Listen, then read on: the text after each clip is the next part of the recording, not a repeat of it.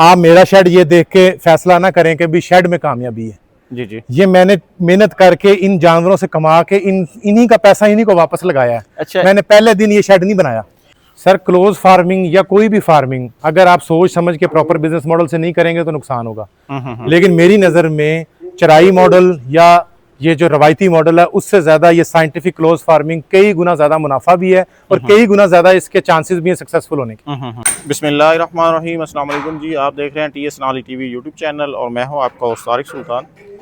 दोस्तों, इस वक्त आपको एक ऐसा गोट फार्म दिखाने जा रहे हैं जो कि चंद बकरियों से और कच्ची दीवारों से और जो काने के छप्पर हैं उससे शुरू हुआ था, तो आज माशाल्लाह बड़ा ज़बरदस्त और बड़ा कामयाब हो चुका है। तो आज की वीडियो में आपको इस फार्म का पूरा विज़िट करवाते हैं। पहले मैं आपको थोड़ी बिल्डिंग दिखा लूँ। इसकी जो पहली वीडियो है वो आपने हमारे चैनल पे पहले देखी भी होगी। तो मिलवाते हैं ऑनर से, इनका सफ़र जानते हैं और इनका जो सेटअप है वो भी दिखाते हैं और ये किस तरह से कामयाब फार्मिंग कर रहे हैं इस पे भी बात होती है। मिलवाते हैं जी ऑनर से। जी अस्सलाम वालेकुम सर।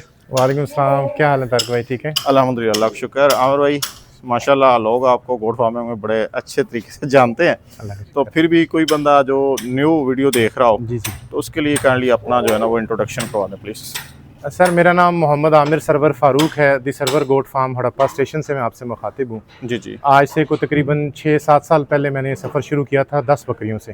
जी जी। और बड़ी मिनिमम सी इन्वेस्टमेंट से शुरू किया था। ये सामने वाली और जो पिछली दीवार आप देख रहे हैं ये गारे की चिनाई थी। अच्छा। ये जो मेरे दाईं जानिब और बाईं जानिब ये दीवार है ये मेरी अपनी नहीं थी, मैंने हमसायों की दीवार को इस्तेमाल किया हुआ था। अच्छा। और ये हमारे यहाँ एक छप्पड़ था, हमारे पास एक काने का हमारे पास शेड था और ये कोलों पे खड़ा था और अच्छा। एक छोटा सा शेड था हमारे पास और 10 बकरियों से मैंने शुरू किया था। जब लाया था तब तो शेड भी नहीं था, तब मैंने घर की छत पे रखी थी। तो वहाँ से मैंने ये सफ़र शुरू किया। आज अल्हम्दुलिल्लाह मेरे पास जो है वो इस वक्त फार्म पे 100+ एनिमल खड़े हैं और मैं मोर देन 600-700 एनिमल सेल कर चुका हूँ अल्हम्दुलिल्लाह। मेरा और कोई साइड बिजनेस नहीं है, गोट फार्मिंग से ही मैं ज़ीरो से स्टार्ट करके यहाँ तक पहुँचा हूँ। तो सर जब आपने स्टार्ट किया उस वक्त आपने पहले बकरी फार्मिंग को सीखा, किसी दोस्त के पास गए, आपने वीडियोस देखी, आप किस तरह गोट फार्मिंग में आ गए? मोटिवेशन क्या थी आपकी सर? सर मैं बेसिकली MBA हूँ फ्रॉम मलेशिया। जी जी। ठीक है, और मैं सॉफ्टवेयर इंजीनियर हूँ फ्रॉम फास्ट लाहौर। जी जी। तो मेरी बेसिक्स तो नहीं थी ये वेटरनरी साइड पे या लाइफ स्टॉक से रिलेटेड। जी जी। लेकिन ये कि पढ़ाई मुकम्मल थी मास्टर्स लेवल की, तो मैं कुछ ना कुछ करना चाहता था यहाँ पे आके, वतन अजीज़ में आके काम करना चाहता था। मलेशिया में था। तो जब मैं यहाँ पे आया, कुछ अरसा मैंने यहाँ पे किया, तो मुझे महसूस हुआ कि अगर मैंने यहाँ हड़प्पा में रह के अपने मुल्क को, अपनी कौम को सर्व करना है तो मैं लाइफ स्टॉक से ही स्टार्ट कर सकता हूँ। तो उससे फिर मैंने स्टार्ट किया।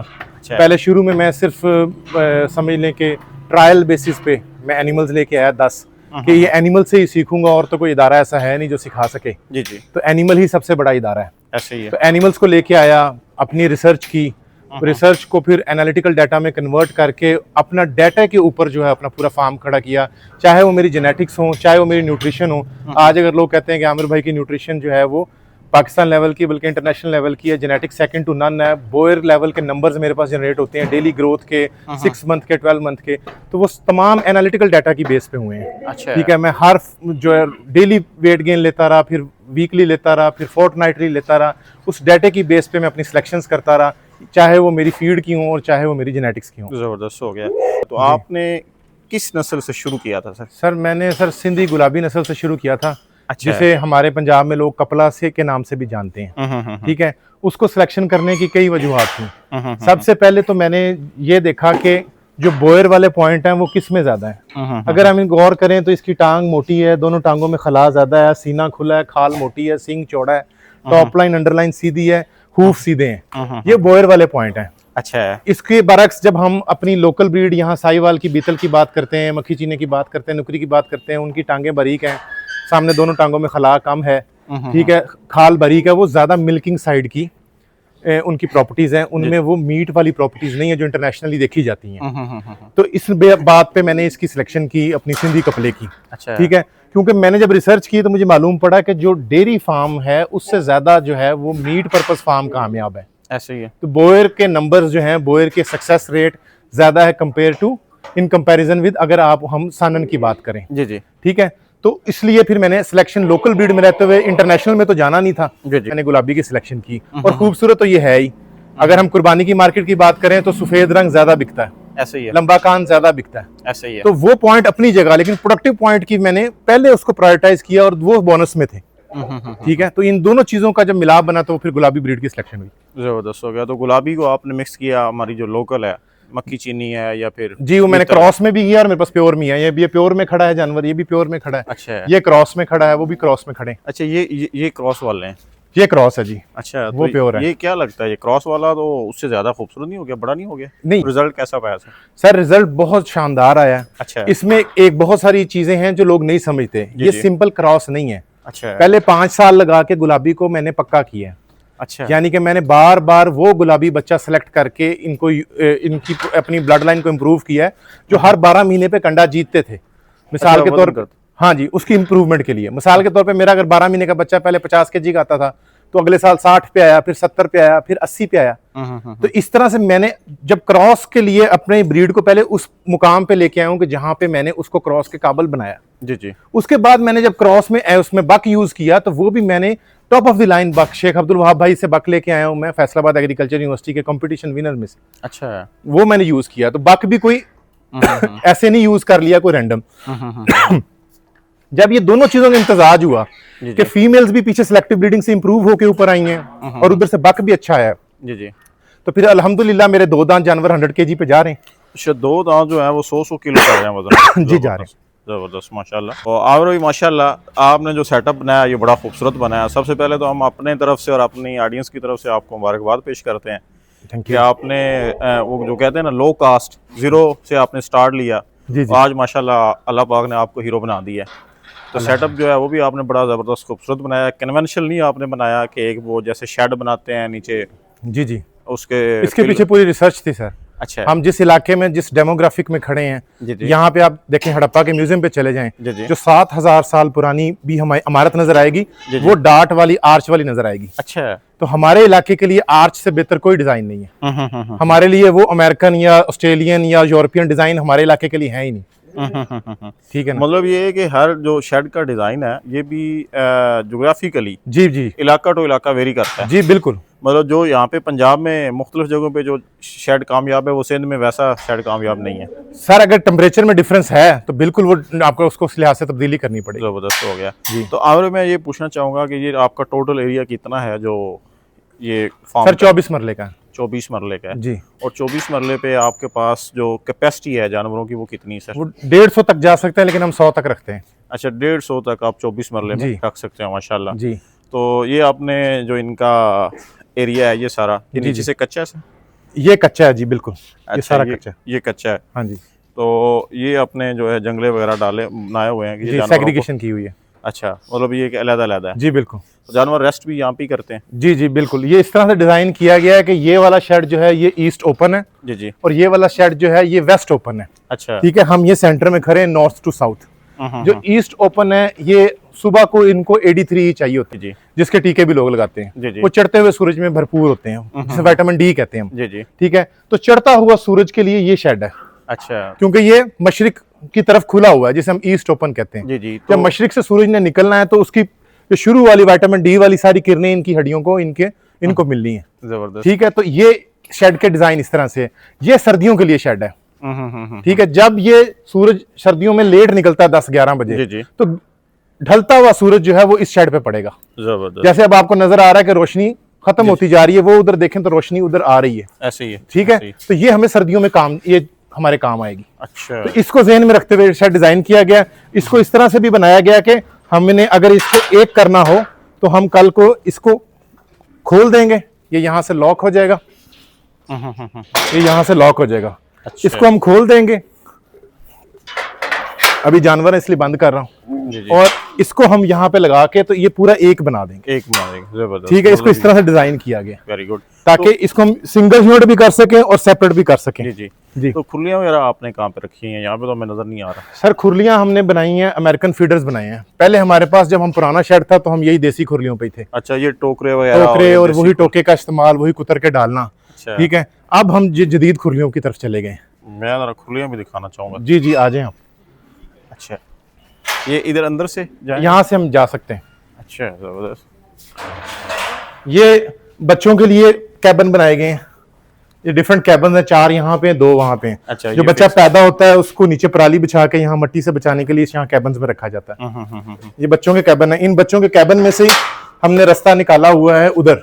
अच्छा, तो जो माँ फीड करने आएगी वो यहाँ आ जाएगी और यहाँ से रास्ता मिल जाएगा। अच्छा, जबरदस्त। ठीक है, अब ये यहाँ से बच्चे को फीड करा सकती है। ये अलग सेग्रीगेशन है। अब ये हम फार्म के अंदर आ गए हैं। जबरदस्त। ठीक है, ये 25 फुट चौड़ा है और 65 फुट लंबा है, ये जो छत वाला। हाँ जी, और ये 13 फुट ऊंचा है। अच्छा, 13 फुट। और सेंटर से हमने 16 की रखी है। तो ये हमारी जो चिमनी इफेक्ट है सेंटर से उठा के बनाया है क्रॉस वेंटिलेशन के लिए। ठीक है, बगैर पंखे के ये पूरी गर्मियां यहाँ पे जानवर हशाश बशाश रहे हैं। रिजल्ट आपके सामने। जबरदस्त, माशाल्लाह। तो ये जो मैं कहता था कि हमने यूरोप को फॉलो नहीं करना, हमने इसको, ये है उसका फायदा। ये डार्ट सिस्टम का फायदा देख लें कि हमें बगैर पंखे के बगैर इलेक्ट्रिसिटी के हम यहाँ पे अपने जानवरों को गर्मी और सर्दी दोनों में रख। जबरदस्त, जबरदस्त। ठीक है, अच्छा, खुरलियों की आप बात कर रहे सर थे। ये खुरलियां हैं, इसे कहते हैं फीडर। ठीक है, हे फीडर्स कहते हैं। अच्छा, ये हे फीडर खुरलियां हैं। ठीक है, इसका मकसद ये होता है कि आप इसमें साबत हमने डाल दिया। ये इसके ऊपर जो है ये हमने लिड रखी हुई है सर। कल अच्छा, को अगर हमें ये आउटडोर भी यूज करनी पड़ती है तो ये चारा खराब ना हो और जानवर ऊपर चढ़ के जो पाँव झाड़ता है मेंगन और पेशाब के जरिए इसको खराब ना करे। तो ये ऊपर से भी कवर है। अच्छा, इसको जरा खोलें। ये इसको खोलें जी। अच्छा, ये इसको खोलते हैं और अंदर चारा डालते हैं। ये इसको खोल के सर ये हम अंदर चारा डालते हैं। अच्छा, जबरदस्त। ये साबत चारा डलना, इसमें कुतर के नहीं डलना, अच्छा, साबत चारा डलना। ठीक है, वो लॉक सिस्टम है। अब इसमें से जानवर ऐसे खाता है, अच्छा, निकालता है। उसको ऐसे ही महसूस होता है कि वो दरख्त में से प्लक कर रहा है, दरख्त में से तोड़ रहा है, नोच नोच के खा रहा है। ये बकरी की नेचर, नोच के खाना, ऊपर मुंह करके खाना, तोड़ के खाना। जी जी। ये बकरी की नेचर बिल्कुल ऐसी है। जो हम खुरलियों में कुतर के दे देते हैं वो मुंह भर के खाता है। अच्छा, जिस तरह इंसान जल्दी जल्दी खाए चबाए ना तो उसके मैदे के मसाइल होते हैं, इसी तरह जानवर जब मुंह भर के एक दफा कुतरा हुआ खा लेता है उसको बाद में मैदे के मसाइल होते हैं। अच्छा, डाइजेस्टिव। ये उसने एक एक दाना लेना है, इसको उसने क्रश करना है, मस्टिगेशन होनी है, उसने क्रश करना है, उसका सलाइवा लगना है। इसके जरिए चगाली कम होगी, खाना जल्दी हजम होगा।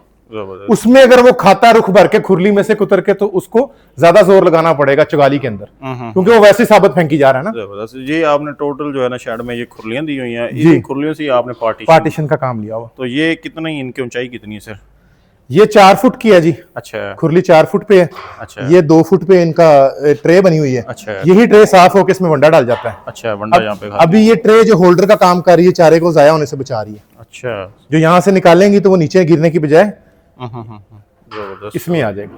तो ये तो मुझे आपका आइडिया बड़ा जबरदस्त लगा है कि आपने 1 और 2 in 1 काम किया हुआ है, बल्कि 3 in 1 है। हाँ जी, हाँ जी। बंडा भी इन्हीं में डाल रहे हैं, इनसे आपने बाउंड्री लाइन का भी काम ले लिया और आपने इनको जी, ये मैंने टोटली अपने ज़हन से डिजाइन किया, अपने तजर्बे से। अच्छा, जबरदस्त। तभी 24 मरले पे हम इतने जानवर रखने के लिए कामयाब है। जी जी।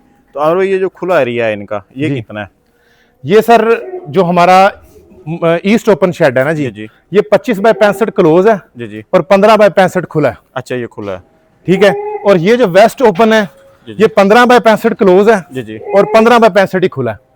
जब ये हम अंदर वाली 5 फुट की गली अंदर ले लेते हैं जी जी, और इसको एक कर देते हैं तो ये 35 फुट खुला हो जाता है। जबरदस्त, जबरदस्त। तो एक बकरी को कितना एरिया देना चाहिए तकरीबन? सर एक बकरी को कम से कम 25 से 30 स्क्वायर फुट देने चाहिए। अच्छा, 25 से 30 हाँ। Square foot. जी, ये आप खुले की बात कर रहे हैं, उसकी कर रहे हैं, शेड की बात कर रहे हैं? क्लोज की बात कर रहा हूँ। अच्छा, खुला इसके अलावा होता है। जबरदस्त। तो सर अभी हम आते हैं, आपने बात की है कि आपने 10 बकरियों से स्टार्ट लिया, जी जी, तो अब आपके पास माशाल्लाह 100 बकरी है जी, और 600-700 आपने कहा है कि हमने बेच भी लिया है। जी जी। तो ये 6-7 सालों में 600-700 नंबर पे आप कैसे पहुंच गए? ये तो अजीब नहीं लगता सर कहते हुए? जी बिल्कुल अजीब लगता है अगर रवायती तरीके से करें। अच्छा, हमारी बकरी सारा साल कम से कम 1 किलो वंडा लाजमी खाती है, अच्छा, वो भी घर काम खुद तैयार करते हैं। हमारी बकरी ये देख लें, इसके सामने खुश्क चारा 24 घंटे पड़ा हुआ, जी जी, अभी हम देख के आए हैं। ऐसे ही है। ठीक है, जब आप इस लेवल की फीड देंगे, बैलेंस डाइट देंगे, फिर आपकी प्रोडक्शन जो है 19 महीने में 3 प्रेगनेंसी हम लेते हैं। अच्छा, अल्लाह के हुक्म से 19 महीनों में 3 सूबे लेते हैं जी। और आपने देखे भी हुए हैं, पिछली बार ही आए थे जी जी, वो बच्चे पिछले जो है वो कितने बड़े हो गए और उससे अगला सुआ भी आ चुका और दोबारा प्रेग्नेंट खड़ी है। अभी वो हम दिखाते हैं हाँ जी, अपने नाजरीन को। तो ज्यादा से ज्यादा सर आपने कितने बच्चे लिए हैं? मतलब एक बकरी से आप 19 महीनों में कितने बच्चे ले जाते हैं सर 20 बकरियों से 120 बच्चे हमारे आते थे एक साल में? सर 19 महीने में। 19 महीने में। हाँ जी, जबरदस्त हो गया। हाँ जी। तो और भी मैंने देखा है आपके, मैंने खुलियाँ भी देखी हैं, सारा कुछ देखा है। तो यहाँ पे आप मुझे सब्ज चारा नज़र नहीं आया। ये एक मुझे ये बस यही दरख्त नज़र आ रहा है जी जी। इसकी टहनियाँ वो हाँ जी हाँ जी हाँ बच्चों जी को खिला रहे हैं। हाँ जी। तो सब्ज चारा वगैरह आप क्या सब्ज मतलब? चारा सर जब से फार्म बना है हमने नहीं खिलाया। अच्छा, वजह सर? सर सब्ज चारे में मैंने जो है ना अक्सर भाइयों को ये बात समझाता होता हूँ जी जी। कि सब्ज चारे से आप जानवर का पेट नहीं भर सकते। अच्छा। ठीक है। बकरी को जो है ये स्मॉल रूमिनेंट है, ये लार्ज रूमिनेंट नहीं है, जिसे हम ओजरी कहते हैं, जिसे हम मिसा कहते हैं अपनी जुबान में, जहाँ से जानवर चुगाली करता है। जी जी। ठीक है। इसको बहुत छोटा र्यूमन लगा हुआ है। ऐसे ही है। ठीक है। इसको अल्लाह ताला ने डिजाइन इस तरह से किया है कि ये ड्राई मैटर खाए। ये क्या खाता है? ये पत्ते का जानवर है। जी जी। इसने जानवर ने पत्ता खाना, पत्ते के अंदर मॉइस्चर कम होता है, ड्राई मैटर ज्यादा होता है। ऐसे ही है। ठीक है। अब साइंस कहती है कि ये 100 किलो का जानवर है, ये 100 किलो का जानवर है, इसको 4 से 5 किलो ड्राई मैटर चाहिए। अच्छा। 4 से 5 किलो ड्राई मैटर का मतलब है कम से कम 25 किलो सब्ज चारा। जी जी। अब मुझे बताएं 25 किलो सब्ज चारा, इसके पास जगह भी है 25 किलो सब्ज चारे की? इसके तो र्यूमन में जगह ही नहीं है। तो इसको खुश करके ही देना पड़ेगा, वरना ये पूरा नहीं होगा, वरना फिर बकरी नहीं रजदी। फिर वो डायलॉग ठीक है अगर आपने सब्ज खिलाना तो। अब मतलब लोग तो कहते हैं कि ये खाती रहती है और ये सर सब्ज से पूरा ही नहीं होता, तो इसने खाते ही रहना है। खुश्क खाती है, बैठ जाती, चुगाली करती है, पेट भर जाता है। जब उस 25 किलो को सुखाएंगे वो 5 किलो रह जाएगा, तो 5 किलो तो यहाँ डाला जा सकता है। ऐसे ही है। 25 किलो नहीं डाला जा सकता। ठीक हो गया, ठीक हो गया, जबरदस्त हो गया जी। तो सर इसमें ड्राई मैटर में आप कौन कौन सा फूडर यूज करते हैं सर? ड्राई मैटर में खुश्क लूसन का इस्तेमाल होता है। अच्छा। और सर्दियों में खुश्क मूंगफली साफ सुथरी मिल जाए, अच्छी प्रोटीन वाली। ठीक है। लेकिन सबसे टॉप पे तो खुश्क लूसन ही है। अच्छा। हाँ जी। तो सर्दियों में खुश्क लूसन महंगा पड़ता है इस वजह से? जी जी, अगर स्टॉक ना किया तो सर्दियों में महंगा हो जाता है। अच्छा। हाँ जी। मूंगफली का सीजन होता है तो वो सस्ती होती है तब। माशाल्लाह। हाँ जी। तो आमिर भाई मैं चाहूंगा कि थोड़ा सा आप अपने जानवरों का इंट्रोडक्शन भी करवाते जाएं, साथ साथ में हम चलते भी जाते हैं। जी जी। डिस्कशन जो बाद में करते जी जी। तो माशाल्लाह। सर ये बुराक है सर। अच्छा। ठीक है। ये मेरा F9 है। F9 मतलब आपके यहाँ ये यानी कि इसकी 9 नस्लें मेरे पास थी। अच्छा। F9, F1 होता है, F2 होता है, F3 होता है। जी जी। ये F9 है मेरा। जबरदस्त हो गया। तो ये क्या प्योर है सर? ये सर प्योर में से इसके अंदर जो प्रिंट आया ना जी, जी। ये कमोरी का आया। अच्छा। जो सिंधी कपला है ना जी, जो पुराने शौकीन है वो जानते हैं कि उसके अंदर पुरानी उसकी जो नस्ल है उसके अंदर कमोरी का टच था। जी जी। तो ये सींग भी कमोरी का आया है और ये प्रिंट भी कमोरी का आया है। जबरदस्त। और इसकी ब्लड लाइन में सालाना 1000 लीटर पक्का दूध है, सालाना एवरेज की बात कर रहा हूँ। मतलब ये 24 घंटे की अगर बात करें तो ये जी, कितना? ये 2.5 से 3 लीटर 2.5 से 3 लीटर की एवरेज बात कर रहा हूँ। अच्छा। कभी 4 देगी, कभी 2 देगी, समझ रहे हैं आप? जी जी। यानी कि इसकी जो ब्लड लाइन है वो गब्बन होने के बावजूद जी जी दूध खुश्क नहीं करती। जी। तो सर ये दूसरा जो है इसका सर इंट्रोडक्शन? ये सर जाइम है। अच्छा। इसकी जो आज से 6 साल पहले इसकी माँ थी वो मैं मंगल खान बुकटी से लाया था। अच्छा। तो ये उस ब्लड लाइन में से फिर मेरे पास ये भी F9 है, लेकिन ये प्योर में है। अच्छा, ये आपका मेन ब्रीडर है? ये 2 ब्रीडर है मेरे मेन। अच्छा। प्योर के अंदर। अच्छा। ठीक है। ये प्योर में है। जी जी। यानी कि प्योर कपला विद मीट प्रॉपर्टीज। मतलब प्योर कपला गुलाबी को कहते हैं? जी, गुलाबी को। तो प्योर गुलाबी विद मीट प्रॉपर्टीज ये है। जी जी। और प्योर गुलाबी विद मीट प्रॉपर्टीज में ये है। अच्छा। ये माशाल्लाह अब आप देख लें, 2 साल इसकी उम्र है, 110 kg पे खड़ा है। 110 kg? हाँ जी। जबरदस्त। ब्रीडर है, बकरियां अभी क्रॉस करता हुआ आया। अच्छा। तो उसके बावजूद ये इसके माशाल्लाह नंबर्स है। कोई फोर्स फीडिंग नहीं, कोई मक्खन नहीं, कोई घी नहीं, कोई तेल नहीं, कोई हाजमा मसाला नहीं, कोई AD3, कोई टीका नहीं, सिर्फ खुश्क लूसन और वंडा बस। माशाल्लाह। और भाई ये तो बहुत हैवी चीज लग रही है, खूबसूरती भी बड़ी है, कान भी बड़े इसके लंबे जी हैं। बिल्कुल। जबरदस्त हो गया। तो इसके साथ वाला जो है सर इसके साथ वाला जो है, इसको अक्सर जो यहाँ आजकल नए शौकीन बोयर के आ रहे हैं वो इसको पाकिस्तानी बोयर कहते हैं। अच्छा। ये मैं जरा इसको थोड़ा इधर। अच्छा। इसकी वैसे ही बोयर वाली दाढ़ी है। अच्छा। वही इसके हड पैर हैं, वही स्ट्रक्चर है, वही टांग लगी हुई है इसको। जी जी। रूफ भी सीधे हैं, टॉप लाइन अंडरलाइन। इसको पाकिस्तानी बोयर बहुत सारे शौकीन कहते हैं। इसमें 1% भी इंपोर्टेड ब्लड शामिल नहीं है। ये प्योर लोकल ब्रीड में कंपोजिट ब्रीड जो है यहाँ दिसरवर गोट फार्म पे तैयार हुई है। तो इसका वेट कितना होगा सर? ये भी माशाल्लाह 100 kg प्लस है। 100 kg। तो ये मतलब एक साल में 100 kg प्लस आप कह रहे हैं? जी, ये मेरे जो है हम 12 महीने से लेके 16 महीने पे 2 दांत होते हैं। अच्छा। और ये 100 kg कर जाते हैं। तो इसके बाद जो अगला आपका पेन है सर, इसमें ये वो क्रॉस आ गया सर, ये अमृतसरी रिसर्च जो है वो हाँ आपकी जी, ये है? अमृतसरी की क्रॉस में आ गया। अच्छा, अमृतसरी क्रॉस में। हाँ जी। तो माशाल्लाह सर, ये इनका कैसा रहा सर ग्रोथ? सर इनकी ग्रोथ आउटस्टैंडिंग है, आप देख लें। लोग अक्सर कहते थे जी ये क्रॉस में ऐसे हो जाएगा वैसे हो जाएगा, ठीक है। आप माशाल्लाह जानवर देखें, आपको बच्चा जानवर जाके दिखाता है। अब ये देखें, ये 16 इसको जरा थोड़ा उधर कीजिएगा। 16 से 17 महीने के बच्चे हैं चारों। अच्छा, ये 15 बच्चे थे, माशाल्लाह लोगों ने टिकटों की तरह ले लिए हैं। ये 4 रह गए, इनमें से भी 2 जो है बुकड है, अच्छा, ठीक है ना। तो ये आप देख ले बच्चे, ये मुंह भी आपको दिखा देता है। ये सर फरवरी 2025 की पैदाइश है। ये माशाल्लाह इनकी बड़ी हाइट भी बड़ी, लेंथ भी बड़ी और खूबसूरती भी बड़ी है। जी तो जी खूबसूरती में तो आमिर भाई मुझे ये ज्यादा नहीं लग रहा है। जी जी बिल्कुल। कान भी इनके लंबे हो गए हैं, चेहरे भी बड़े हो गए हैं और लेंथ भी बहुत अच्छी है। जी जी बिल्कुल।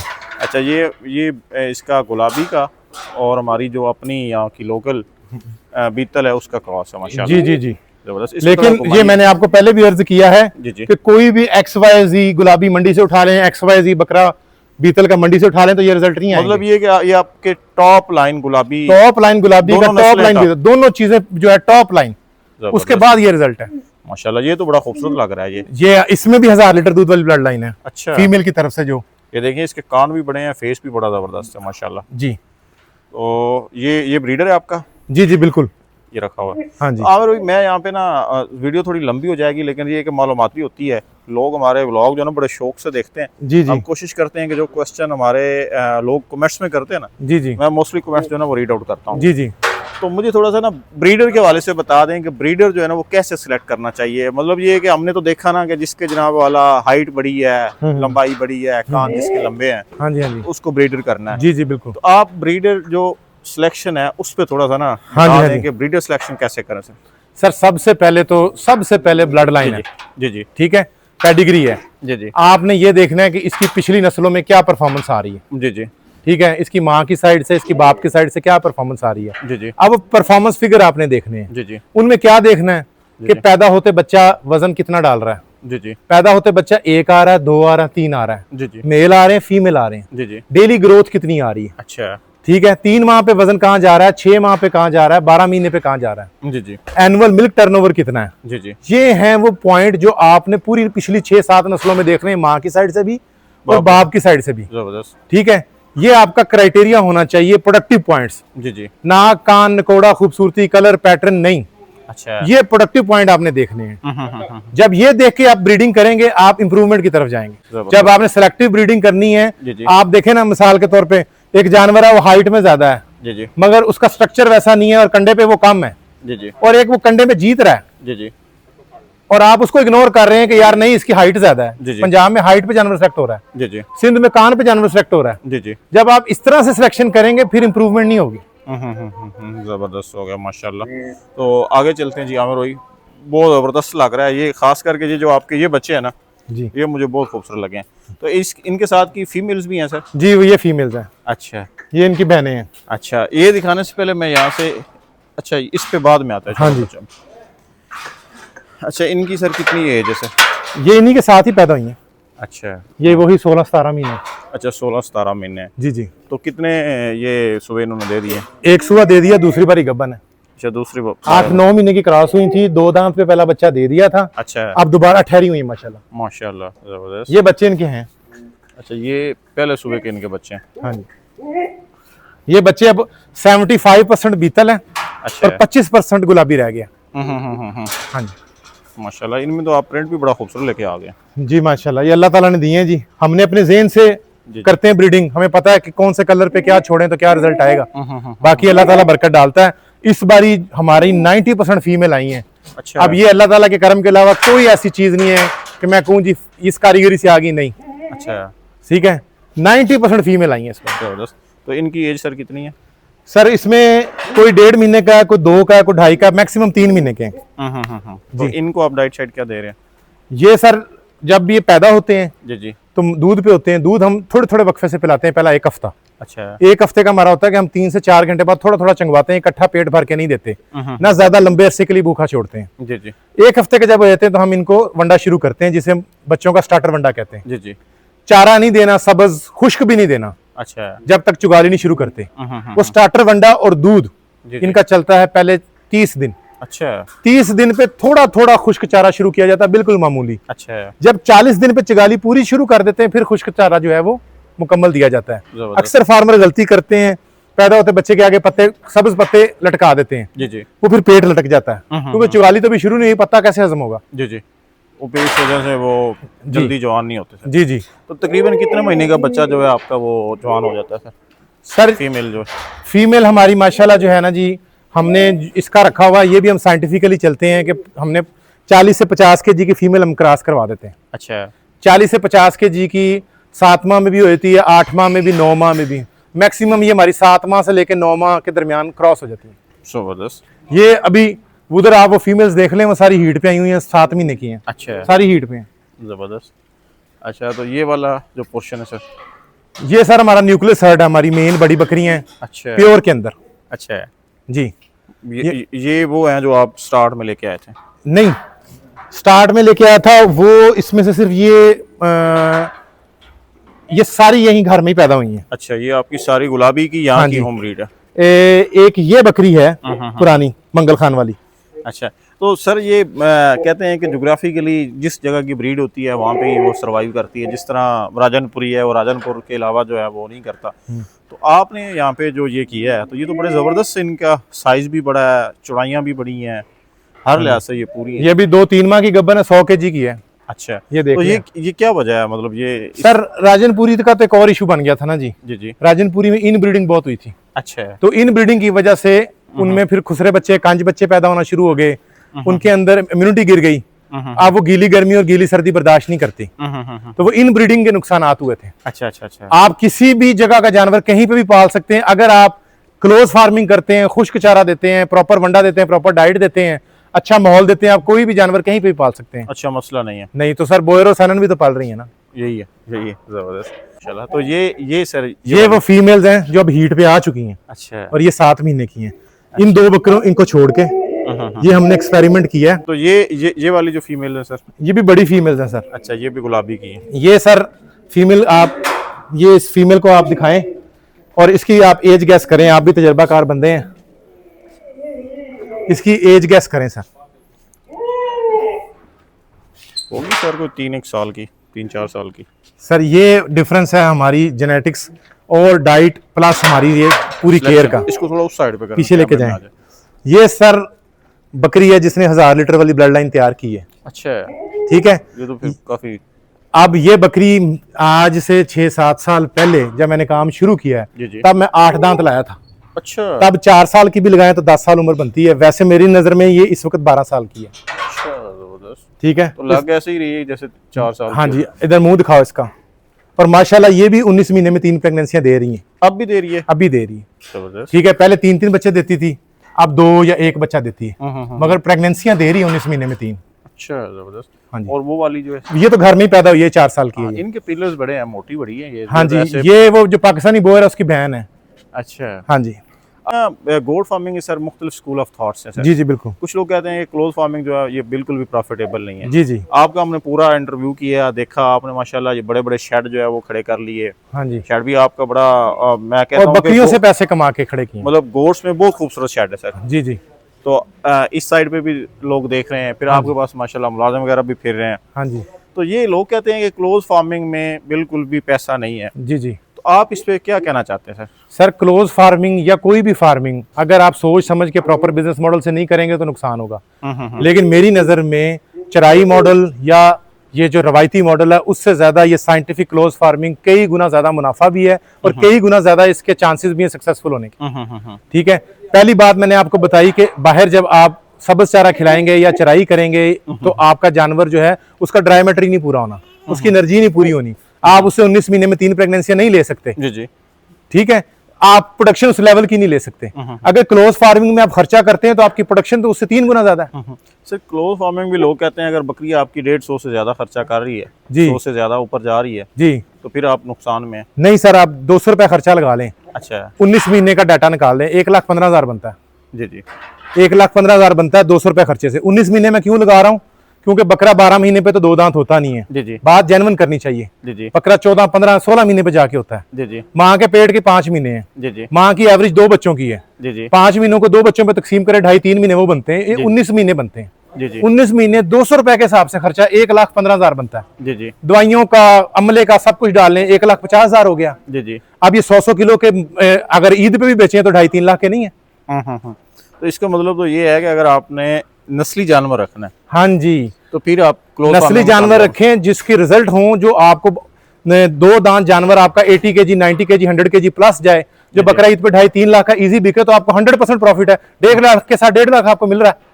उसके बरक्स आप ये काटू माटू ले आए, उसको कचरा मचरा खिलाएं, वो 10,000 भी नहीं बचा के देता, बल्कि नुकसान हो जाता है। अच्छा, वजह ही क्लोज फार्मिंग की नाकामी की ये है कि लोग जो है वो नस्ली जानवर नहीं डालते, आम जानवर डालते हैं। हाँ जी, खर्चा वो इतना ही करवाता है, हाँ जी, रिजल्ट जो है वो नहीं देता। रिजल्ट नहीं आता। जी जी एक बंदा जो है सर वो गोट फार्मिंग में आना चाहता है, नया बंदा है, जी, जैसे मैं हूं, मुझे कोई नॉलेज नहीं है, जी जी। तो मुझे कहाँ से सर स्टार्ट लेना चाहिए? सर मेरी नज़र में एक नया बंदा पहले दिन से आए तो सबसे पहले वो इस चीज़ को मुख्तस करे। जी जी जब मेरे पास एज ए कंसल्टेंट लोग आते हैं, जी जी मैं उनसे पहला, मेरे 3 सवाल होते हैं। जी जी आपके पास बजट कितना है, जी जी आपके पास रकबा कितना है, जी जी आपके पास एक्सपीरियंस कितना है। जी जी। इन तीनों सवालों के बाद अगला प्लान बनता है। अच्छा है। आपने एक्यूरेट, अगर मेरे 7 सालों का निचोड़ लेना है, जी जी एक्यूरेट निचोड़ मैं आपको बता दूं, जी जी अगर आपके पास बजट है तो उसका 40% आपने डाइट के लिए मुख्तस करना है, जी जी 35% आपने नस्ल पे लगाना है, जी जी। और 20 से 25% आपने शेड पे लगाना है। जबरदस्त। आप मेरा शेड ये देख के फैसला ना करें कि भी शेड में कामयाबी है।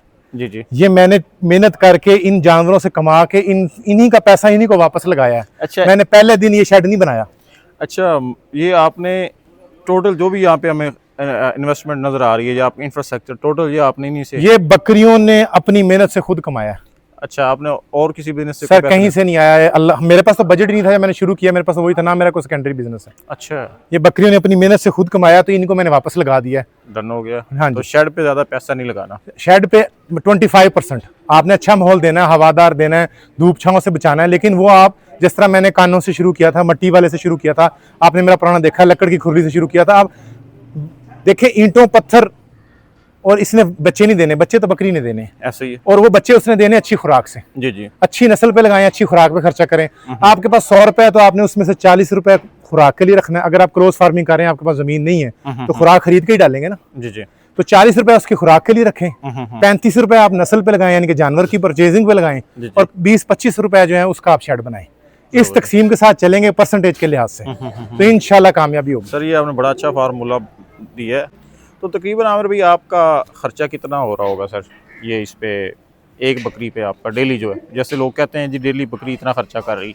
सर हमारी एवरेज जो 6 महीने से ऊपर का जानवर है ना, उसकी 150 से 200 रुपए डेली खर्चा है। अच्छा। हाँ जी।